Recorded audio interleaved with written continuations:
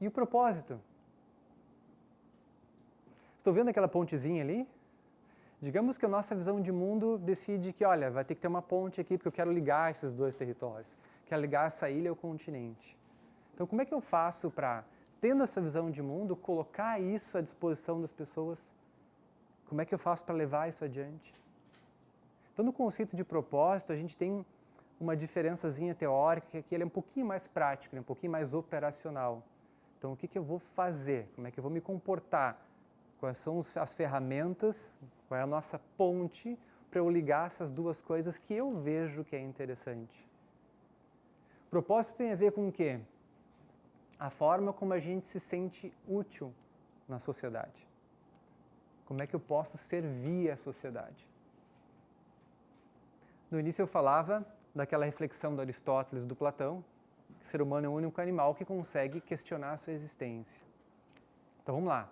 Qual será que é o teu propósito? Aristóteles dava um exemplo do professor, dizia o seguinte: o professor, talvez pelo dom da oratória, por perceber que questionando as pessoas, né, ela ajudava, ou ele ajudava essas pessoas a se entenderem ou aprenderem. Bom, olha só, se eu tenho o dom da oratória e faço isso e gosto do que eu faço, talvez ser professor seja o meu propósito. E está alinhado com os valores dele, ele estava gostando de ajudar essas pessoas. Então, olha que legal, né? Tu poder olhar para o mundo e poder contribuir para esse mundo através daquilo que tu faz. Dá aquela sensação de utilidade, né? Dá a sensação também de estar cumprindo uma missão, de estar fazendo alguma coisa para algo além do teu próprio umbigo. Que é uma outra questão delicada, né? Que é fácil a gente entrar na onda de consumo, pensar só na tua realidade. Um bom exemplo disso é sustentabilidade. Teus atos de consumo têm a sustentabilidade como um valor? Tu te preocupa com aquilo que tu compra na prateleira do supermercado? Tu questiona se aquela caixinha de ovos de plástico, super bonita, que dá para ver todos os ovos, sem precisar abrir, é mais interessante do que aquela de papel? Sendo que uma vai ficar 5 anos na natureza e outra vai ficar 150? Tu olha para isso quando tu faz as compras no supermercado? Tu utiliza os copos de plástico, as garrafas? Ou tu já adquiriu hábitos mais sustentáveis no teu dia a dia? Como é que tu te vê agente daquilo que tu acredita? Então, olha só o que eu estou falando. A gente não está necessariamente dizendo que o propósito tem que estar super alinhado ao trabalho, à minha missão. A gente está falando de agentes que fazem as coisas de acordo com os seus valores e sentem que estão contribuindo para a sociedade, que estão servindo a sociedade através das suas atitudes, através de comportamentos alinhados com esses valores, que a gente chama de coerência. Ou eu vou mais fundo ainda num conceito psicológico chamado congruência, que tem a ver com o que eu sinto também. Não só com a ideia racional de fazer as coisas, mas eu sinto isso, logo eu sou congruente. Eu faço porque isso tem a ver com a minha realidade interna. Aí, obviamente, né, ou coincidentemente, as pessoas congruentes tendem a ser mais felizes e mais saudáveis. Talvez porque consigo se bancar mais, consigo olhar para dentro de si, não são só vítimas, não são somente joguetes da realidade. Conseguem tomar atitudes alinhadas com os seus valores, se sentem bem com isso, se colocam, bancam as ideias, produzem cultura. Então, casualmente, são essas pessoas as mais felizes e as mais saudáveis. Somatizam menos, têm menos doenças psicossomáticas. Talvez porque conseguem se expressar, talvez porque tiveram a sorte de serem criados num ambiente não só de olhar para fora, mas também de olhar para dentro. A gente vai chegar em algum momento aqui que a gente vai conversar e falta bem pouquinho. Como é que a gente faz então para se conectar com esse propósito e com esse sentido? Uma outra maneira interessante de olhar o propósito. Você lembra do exemplo do Aristóteles, né? Do professor. Quais são as tuas habilidades, as tuas forças pessoais, aquilo que, digamos, é mais natural em ti, aquilo que tem muito a ver com o teu jeito de ser, e muitas vezes a gente observa isso já desde criança. em algumas forças de caráter. O que é muito teu? Como é que tu te conhece suficientemente para dizer, cara, isso eu sei fazer bem, isso tem a ver comigo, isso me dá um brilho no olho. Como é que tu coloca isso à disposição do mundo? Não precisa ser no trabalho, olha só. A gente está falando de coisas muito maiores da situação atual aqui, do banco, trabalho, emprego, carreira. Se é iniciativa privada ou não, não importa. Se tu não está servindo ao mundo aqui, tu pode estar servindo o mundo na família, no final de semana, no trabalho voluntário, sendo ativista e militante de alguma ideia que tu acredita. Então é disso que a gente está falando. O que tem a ver com as tuas habilidades e como é que tu coloca à disposição de algo que é maior do que tu. Isso é propósito. Só que a gente chega numa equação aqui que pode ser fácil de olhar, né? Duas variáveis nessa equação. Agora a linguagem matemática para vocês, né? Que fácil essa equação, né? X leva a Y. Só que olha só o que a gente está falando aqui nessa primeira parte. Habilidades pessoais, forças pessoais. Isso vai exigir da gente algo que a gente não é incentivado. Ao invés da gente olhar só para a técnica, a gente vai olhar para outras habilidades.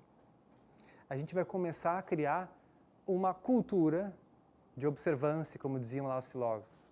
A gente vai falar em autoconhecimento. E vejam bem que autoconhecimento pode ser rotulado hoje em dia de uma maneira muito perversa, né?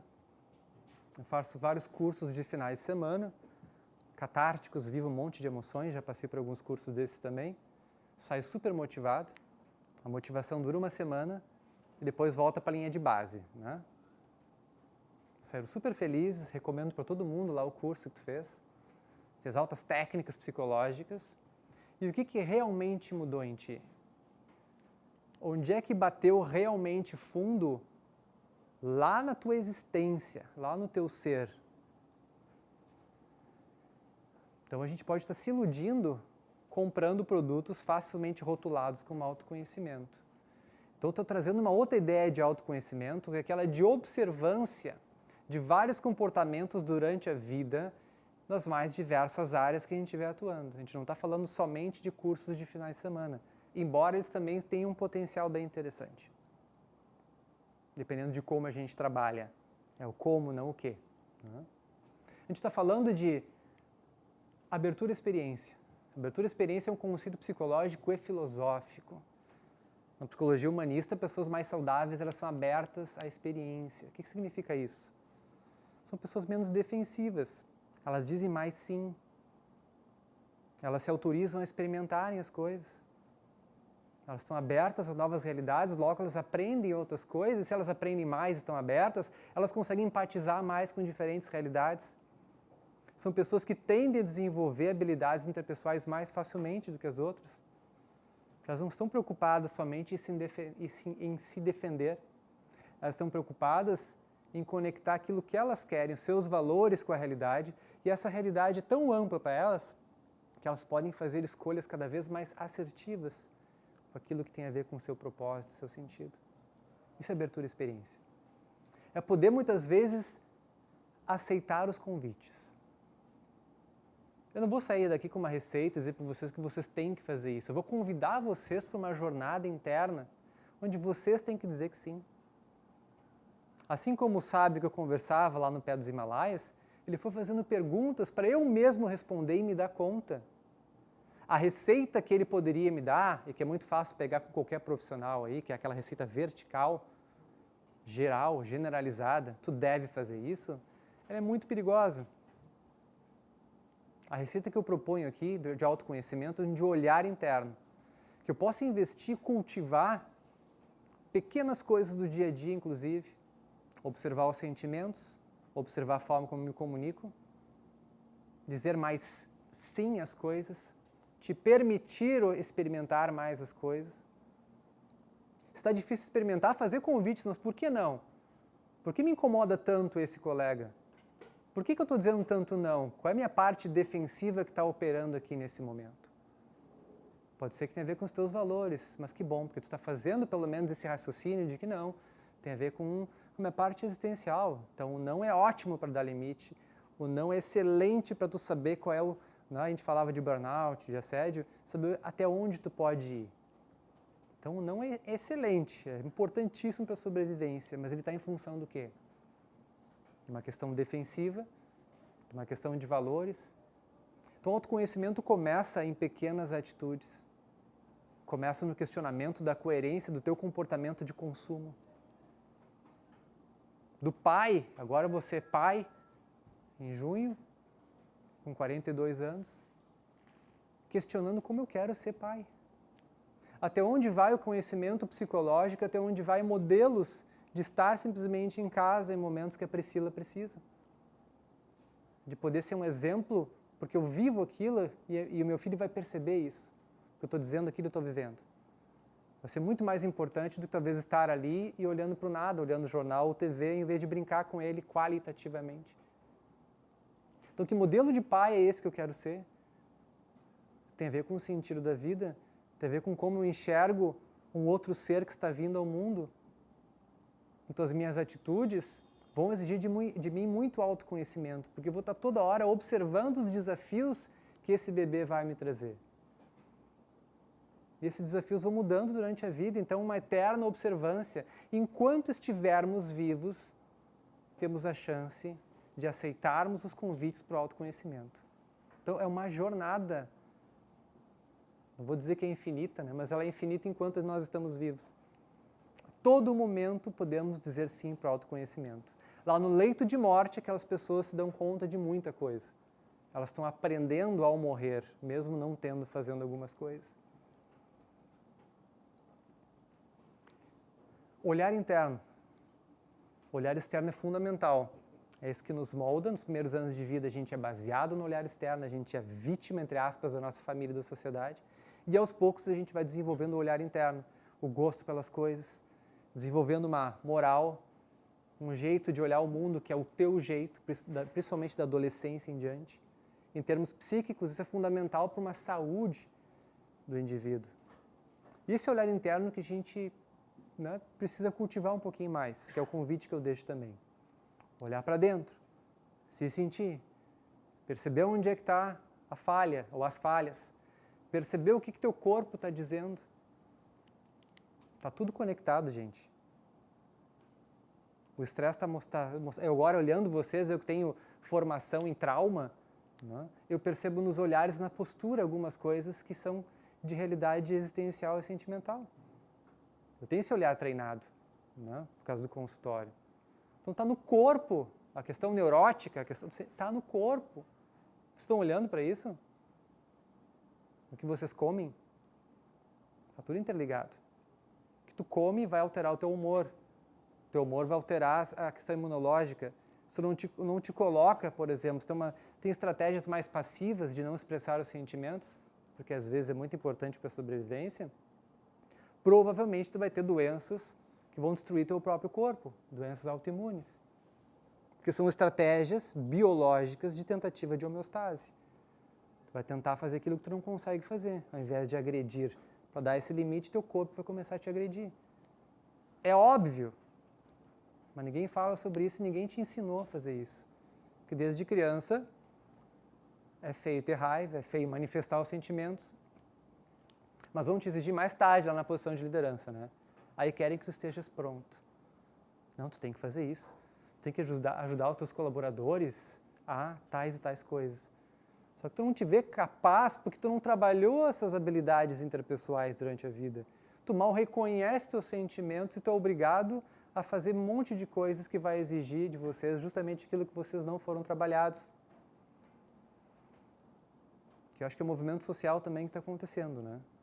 Temos números, temos grana, temos toda a estrutura, temos hard skills, comportamentos técnicos. Eu pego um currículo, eu vejo as capacidades da pessoa, mas não temos pessoas com habilidades interpessoais. E agora que a gente começou a se dar conta disso, uau, né? Poucos anos para cá, precisamos investir em habilidades, vou botar aqui depois eu volto, em habilidades interpessoais, as chamadas soft skills. Quem não sabe disso, né? Esses dias eu ouvi uma entrevista dizendo que o profissional do futuro, muito mais do que a questão técnica, vai ter que ter características interpessoais. Cara, o futuro é agora. Agora que a gente precisa de pessoas que saibam olhar o outro, escutar o outro, dar feedback, etc. É agora, não é o profissional do futuro. A gente está cheio de profissionais super técnicos. O que vai te diferenciar numa entrevista hoje, no setor privado, são as suas habilidades interpessoais, porque o currículo hoje todo mundo tem. Faculdade, cursos estão banalizados. Não é mais o grande diferencial. É a forma como tu te comporta numa entrevista, a forma como tu olha, a tua visão de todo e não só o teu nicho ou o teu umbigo. É como tu consegue conectar pessoas. Aí querem que as pessoas sejam líderes. Né? Como se a gente aprendesse de uma hora para outra todas essas habilidades. E a liderança vem com uma consequência de várias soft skills que estão sendo trabalhadas, que a pessoa vai escolhendo, vai se trabalhando, e esse líder vai naturalmente inspirando as pessoas, e por isso que ele é líder.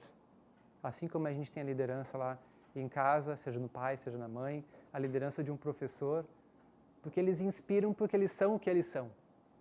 Não porque eles colaram etiquetinhas dos cursos que eles fizeram. Porque lá no leito de morte, eu não preciso usar o meu protocolo de como falar com as pessoas no leito de morte. Eu vou ser aquela pessoa que estou à disposição daquela pessoa que está morrendo. Eu não preciso mais do protocolo, ele já está internalizado.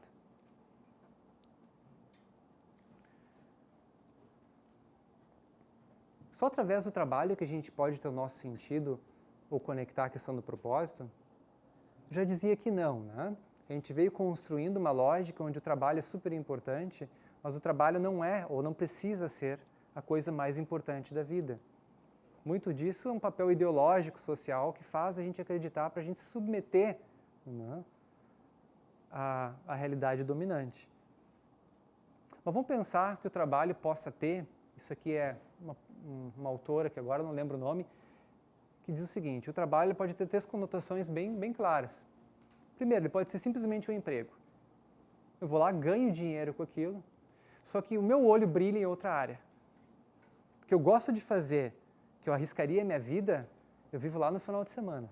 Eu vivo lá nas noites de terças e quartas, quando eu vou fazer um voluntariado no hospital. Eu trabalho com uma palhaça, a Ana, e ela faz voluntariados em hospitais com pessoas em leito de morte, os cuidados paliativos. É lá que brilha o olho dela. Não é atender, talvez sim, né? Nunca vi ela atendendo na fisioterapia. Mas eu vejo que é lá quando ela fala do que acontece nos hospitais, o olho dela brilha. Ela toda se ilumina quando ela fala das experiências que ela teve no hospital. Está ali a coisa dela. Está ali segurar na mão das pessoas e ajudarem elas a se conectarem, talvez com aquilo que não conectaram a vida inteira. De aproximar as pessoas no momento difícil. De trazer um sorriso onde tem dor. É ali que brilha o olho dela. E ela não ganha um centavo por isso. Mas está lá ajudando várias pessoas. Mas pode ser que teu emprego seja, né, algo muito bom, que teu trabalho seja ótimo e tu viva o teu sentido através do trabalho, ok. Mas nesse caso aqui, o emprego é só onde tu tem dinheiro. É só onde tu extrai teu dinheiro, mas tu vive o teu sentido em outro lugar. Pode ser que seja uma carreira.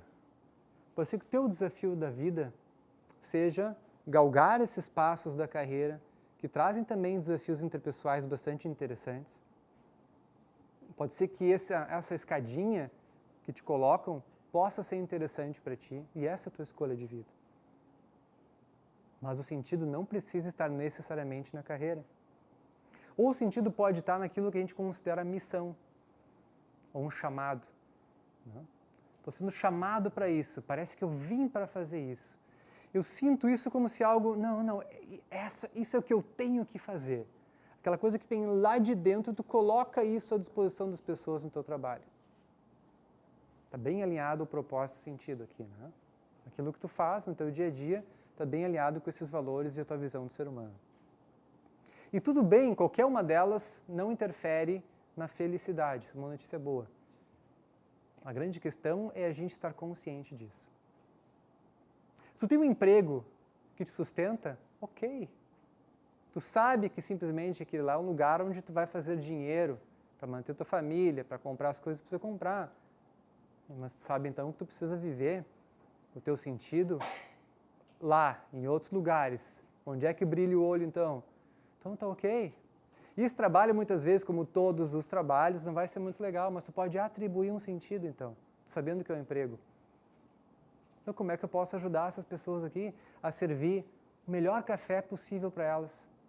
Como é que eu posso ser aquela pessoa que, muitas vezes, diz, e aí, como é que tu tá? E é a primeira pessoa que sorri para ela naquele dia.